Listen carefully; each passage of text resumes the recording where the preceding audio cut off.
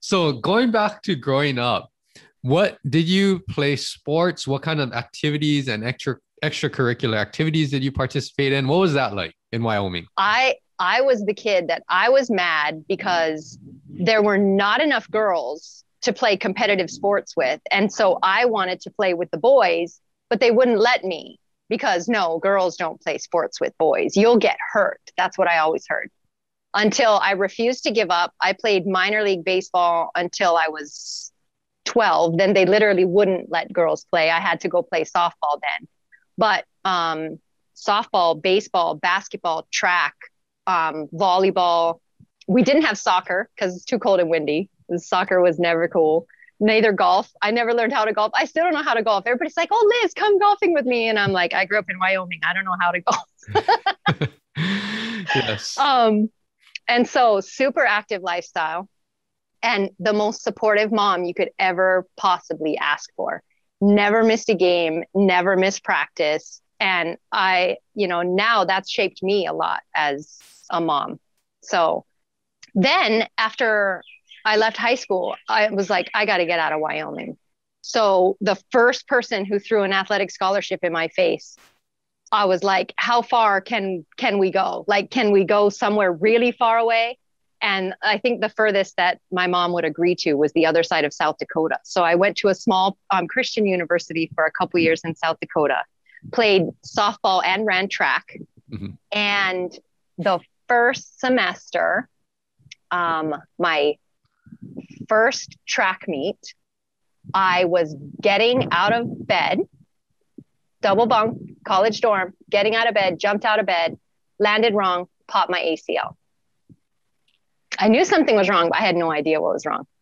Toughed it out, hobbled to the bus. By the time we got to however many hour bus ride the place was we were going, can you imagine the swelling in my knee? Just humongous, right? My coach finally saw it. He was like, what happened? And he was so amazing. He knew the situation. He said, you know what, you're going to get in your uniform and you're going to go and you're going to try to warm up for your event. You're going to come out of your blocks and that's when you're going to be injured, because he knew that the school wouldn't take care of my injury had my injury not happened if I was playing a sport. So how amazing is that man? Because I would not have been able to continue on in college. So that man doing that for me was something that really changed the direction of how things were going for me. Had my surgery, and then my coach said, oh, your athletic trainer is going to do your rehab. I was like, my what? He's like, your athletic trainer. What is that? I had no concept, none, zero. And the two athletic trainers who worked with me and did my rehab, I just loved them to death. And after my relationship with them grew and developed, and I did my rehab and they pushed me, and I said, this is exactly what I want to do. I literally walked into the registrar's office and changed my major from English because I had no idea what I wanted to do. I was majoring in English, said, I want to be an athletic trainer. How do I do that? Then I never, as an athlete, when you have an injury like that, especially back in my day, way back when, if you don't do the rehab, you can't ever get back to where you once were. And I didn't value the rehab.